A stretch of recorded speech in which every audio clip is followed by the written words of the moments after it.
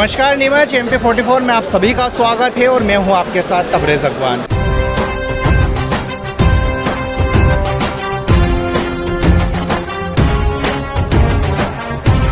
इसको जन्मदिन ही माने या शक्ति प्रदर्शन माने।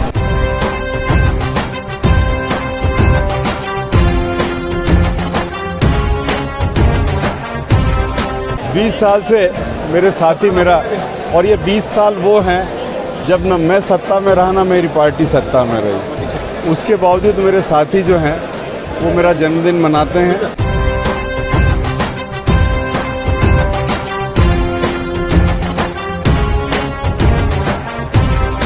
किस तरह से क्या जोर आजमाइश होगी टिकट के लिए, क्या प्रबल दावेदारी मनासा के लिए होगी, किस तरह से आप देखते हैं?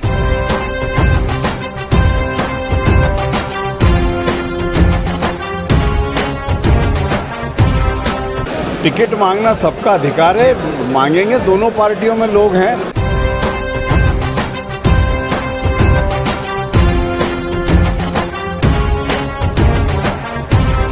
कमलनाथ के झंडे के नीचे ही अभी दिग्विजय सिंह भी खड़े हुए हैं, तो क्या आपको लगता है कि अगर जो दिग्विजय सिंह जो समर्थक है वो भी कहीं ना कहीं हाशिए पर है, उनको भी कमलनाथ की जय जयकार करना?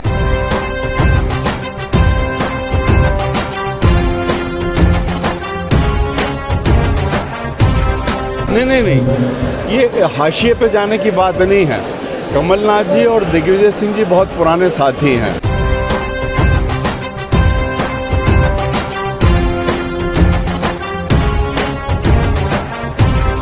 हो सकता है कि कमलनाथ जी में और दिग्विजय सिंह में गुटबाजी नहीं है, लेकिन उनके समर्थकों में तो है।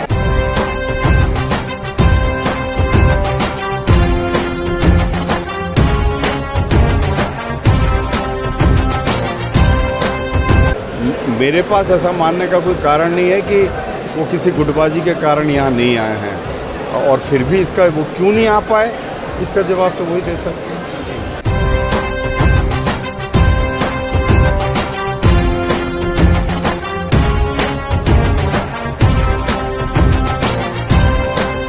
नीमच विधानसभा के जो दावेदार थे 2018 में, उनको मनासा से टिकट दिया था उमराव सिंह गुर्जर जी को, 25,000 से ज़्यादा वोटों से हारे थे।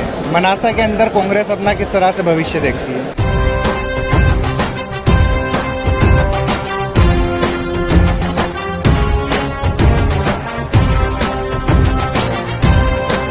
तो मैं समझता हूँ ये पार्टी से गलती हुई थी, पार्टी को भी उस बात का एहसास है।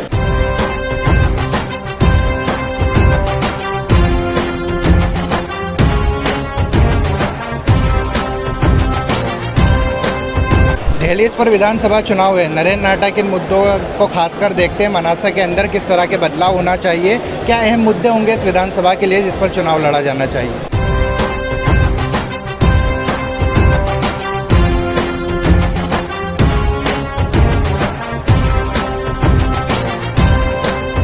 मुझे लगता है कि जनता की कोई भी समस्या ऐसी नहीं है जो जनप्रतिनिधि इसका समाधान करने के लिए तैयार हों।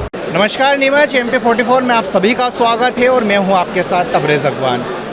चुनावी साल है और देख सकते हैं आप ज़मीन पर अभी हर एक, चाहे कांग्रेस हो या चाहे भाजपा हो, शक्ति प्रदर्शन करने में कोई भी पीछे नहीं हट रहा है। आप देख सकते हैं कि किस तरह से आज जो मनासा विधानसभा से प्रबल दावेदार है, नरेंद्र नाटा पूर्व मंत्री भी रह चुके हैं, और इस वक्त विधानसभा से जो प्रबल दावेदार मनासा से है, आप ये शक्ति प्रदर्शन जो इस वक्त देख रहे हैं, हज़ारों का जो मजमा तादाद में जो लोग देख रहे हैं, ये नरेंद्र नाटा को जन्मदिन की बधाई देने ये जनसैलाब उमड़ पड़ा है। आइए उनसे जानते हैं कि किस तरह का ये शक्ति प्रदर्शन है, जन्मदिन है या किस तरह का मामला। जी भाई साहब, MP44 में आपका स्वागत है। किस तरह का, क्या इसको जन्मदिन ही माने या शक्ति प्रदर्शन माने? 20 साल से मेरे साथी लोग मेरा जन्मदिन मना रहे हैं, तो ये शक्ति प्रदर्शन तो नहीं। 20 साल से मेरे साथी मेरा, और ये 20 साल वो हैं जब न मैं सत्ता में रहा ना मेरी पार्टी सत्ता में रही। उसके बावजूद मेरे साथी जो हैं वो मेरा जन्मदिन मनाते हैं, और इसी तरीके से मनाते हैं। तो ये चुनावी साल है या नहीं है, इस बात से फ़र्क नहीं पड़ता। फ़र्क इस बात से पड़ता है कि मेरे रिश्ते मनासा कितने मजबूत हैं। और आज जो कुछ आप देख रहे हो, ये मेरे रिश्तों का प्रदर्शन है। उनका जो मेरे प्रति प्रेम है, ये उनकी जो भावना है मेरे प्रति, आप उन भावनाओं को आज देख रहे हैं। मैं समझता हूँ कि मनासा में राजनीति से ज़्यादा ये मेरे निजी मित्र हैं, निजी साथी हैं, मेरे टीम के सदस्य हैं और आज मेरा जन्मदिन मनाने ये सब लोग यहाँ इकट्ठा हुए हैं। ये जिस तरीके से पिछले 20 सालों में होता है। जी नड्डा जी, आप एक मंजे हुए राजनीतिज्ञ हैं, कोई भी कार्यक्रम गैर राजनीतिक तौर पे नहीं देखा जा सकता। आप मनासा के अंदर किस तरह से क्या जोर आजमाइश होगी टिकट के लिए, क्या प्रबल दावेदारी मनासा के लिए होगी, किस तरह से आप देखते हैं इसको? नहीं, इसको आप देखिए, टिकट मांगना सबका अधिकार है, मांगेंगे। दोनों पार्टियों में लोग हैं जो एक से ज़्यादा लोग हैं और टिकट मांगने की टिकट की इच्छा करते हैं। मैं नहीं समझता हूँ इसमें कोई बड़ी बात है, इसमें कोई जोर आजमाइश का भी सवाल नहीं है। पार्टी जिसको टिकट देगी वो लड़ेगा और मैं मानता हूँ कि कांग्रेस पार्टी यहाँ चुनाव जीतेगी। लेकिन जहाँ तक इस मेरे जन्मदिन का सवाल है, चूँकि मैं कह रहा हूँ कि मैं पिछले 20 साल से यहाँ कोई चुनाव नहीं लड़ा हूँ और उसके बावजूद मेरा जन्मदिन पिछले 20 साल से यहाँ मन रहा है, तो ये कम से कम उस चुनावी प्रक्रिया का हिस्सा नहीं है। आप पूर्व सीएम दिग्विजय सिंह के कार्यकाल में मंत्री रहे हैं। अभी आप देखते हैं कि एक जो बड़ा चेहरा जो सीएम के लिए जो वर्कर है और एक बड़ा जो प्रदेश के अंदर चेहरा है वो कमलनाथ है। कमलनाथ के झंडे के नीचे ही अभी दिग्विजय सिंह भी खड़े हुए हैं। तो क्या आपको लगता है कि अगर जो दिग्विजय सिंह जो समर्थक है वो भी कहीं ना कहीं हाशिए पर है, उनको भी कमलनाथ की जय जयकार करना? नहीं, ये हाशिए पे जाने की बात नहीं है। कमलनाथ जी और दिग्विजय सिंह जी बहुत पुराने साथी हैं और कभी भी उनमें राजनीतिक प्रतिस्पर्धा नहीं रही है। कमलनाथ जी दिग्विजय सिंह जी से वरिष्ठ हैं और दिग्विजय सिंह जी उनकी वरिष्ठता का सम्मान करते हैं और उनके पास अनुभव भी है। पार्टी ने तय किया कि कमलनाथ जी हमारा चेहरा होंगे और दिग्विजय सिंह जी उनको मुख्यमंत्री बनाने के लिए पूरी मेहनत कर रहे हैं। तो कम से कम कांग्रेस में इस बात को लेके किसी तरह का कोई विवाद नहीं है कि कमलनाथ जी के नेतृत्व में कांग्रेस पार्टी चुनाव लड़ेगी और जिस तरीके से पिछले चुनाव में जनता ने कमलनाथ जी को मुख्यमंत्री बनाया था, इस बार पुनः जनता उन्हें मुख्यमंत्री बनाएगी। हो सकता है कि कमलनाथ जी में और दिग्विजय सिंह में गुटबाजी नहीं है, लेकिन उनके समर्थकों में तो है। हमने हाल ही में आपका देखा कि जो नीमच कांग्रेस जिला अध्यक्ष है अनिल चौरसिया, वो कार्यक्रम का आपके जो समर्थक है ब्लॉक अध्यक्ष उनके कार्यक्रम का बहिष्कार करते हैं। अभी आपके मंच पर भी वो कहीं ना कहीं नहीं उपस्थित हुए। जो खासकर जो आपके विधानसभा के दावेदार है, जो अभी महेश संघई जी है, वे इस कार्यक्रम में नहीं दिखते। तो क्या ऐसा नहीं लगता कि भले ही उनके समर्थकों में तो कहीं ना कहीं गुटबाजी देखने को मिलती है हमें? नहीं, मैं अब आज मंदसौर में भी एक बड़ा कार्यक्रम है, हमारे वरिष्ठ नेता सज्जन वर्मा जी वहाँ आए हुए हैं, तो हो सकता है वहाँ गए हों। अब ये कुछ एक व्यवस्था थी कि हमारा कार्यक्रम पहले हो गया और दोनों 1 तारीख को हो रहे हैं, लेकिन मेरे पास ऐसा मानने का कोई कारण नहीं है कि वो किसी गुटबाजी के कारण यहाँ नहीं आए हैं और फिर भी इसका वो क्यों नहीं आ पाए, इसका जवाब तो वही दे सकते हैं। जैसा कि अभी देखा जा रहा है कि जो मनासा के अंदर जो मुख्य मुद्दे हैं, खासकर किसानों को लेकर आपने भी धरना दिया था, ज़मीन पर लड़ाई लड़ी है, लेकिन वो मुद्दे लड़ाई लड़ते लड़ते ही विलुप्त हो जाते हैं, समस्या जस की तस बनी रहती है। किस तरह के हालात? नहीं, आप मेरे ख्याल से आप ठीक नहीं कह रहे हैं। जो लड़ाई है वो हम निरंतर लड़ रहे हैं। मुद्दे में मैं चूँकि घूमता रहता हूँ, जनता के बीच जाता रहता हूँ, मुझे पता लगती कहीं ना कहीं किसी न किसी प्लेटफॉर्म पे किसी न किसी जगह हम उन मुद्दों को उठाते हैं। विलुप्त होने का कोई सवाल नहीं है।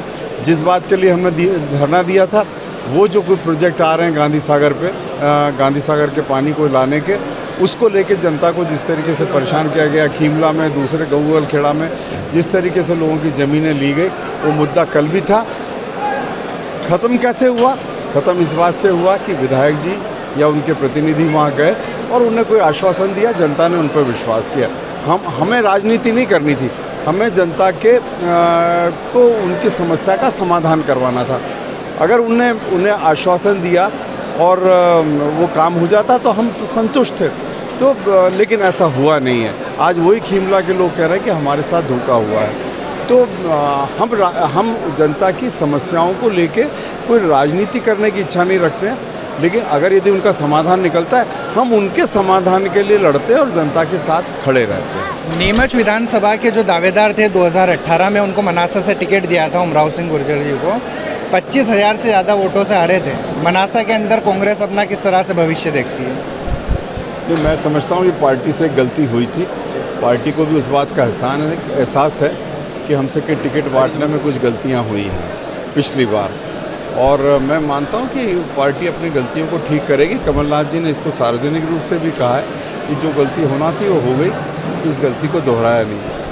दहलीज पर विधानसभा चुनाव है, नरेंद्र नाटा के मुद्दों को खासकर देखते हैं मनासा के अंदर किस तरह के बदलाव होना चाहिए, क्या अहम मुद्दे होंगे इस विधानसभा के लिए जिस पर चुनाव लड़ा जाना चाहिए?